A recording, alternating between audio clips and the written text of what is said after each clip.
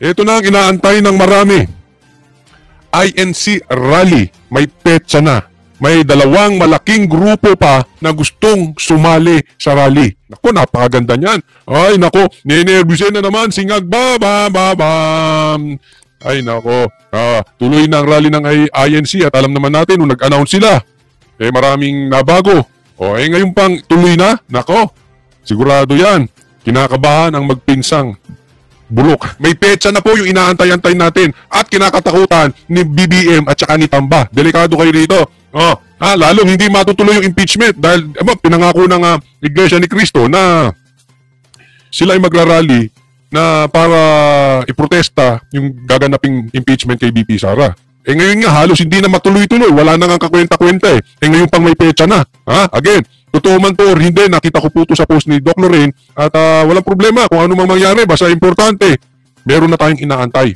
Ito na po yun. Okay? Rally ng Iglesia ni Cristo, may petsa na. January 13, 2025 rally.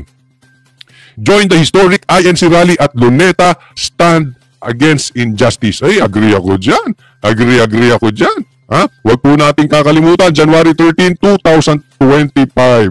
Alam nyo, meron pang dalawang grupo.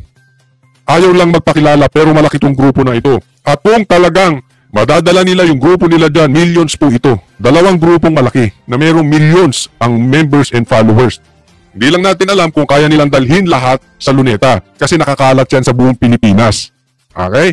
At hindi lang sa buong Pilipinas, sa buong mundo pa. Pero ang sabi, ang nabalitaan ko, once na matuloy ang rally na itong Iglesia ni Cristo, join sila secretly. Kasi baka hinahabol na sila ng batas or tinatakot na or higit sa lahat, talagang ginigipit na. Gipit na. But anyway, hindi na importante kung magpapakilala kung saan silang grupo. Makikita nyo na lang join. Okay? So, antay-antay natin at sila naman ay kalmado lang dun sa gilid. Hayaan nila ang INC na mag-rally and sila ay makikibaka ng mataimtim at matahimik. To show yung to show force at the same time para iprotesta. Illegal naman ito para iprotesta itong tama yung injustice na ginagawa ng gobyernong ito and higit sa lahat yung impeachment against tayo doon sa gaganapin ng impeachment. So grabe na po itong tungkol sa political harassment, no? Ang balita ko tong dalawang grupo na ito ay hinaharas na rin, no? So syempre hindi na importante kung makikilala.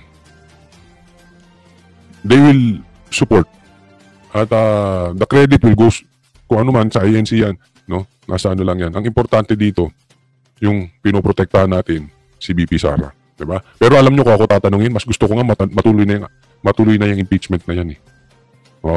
At tayo naman, on our side, itutuloy natin yung rally. So maraming salamat po INC and mag-aantay lang kami at kung ano pang next na instruction at balita coming from you guys, kami join dyan.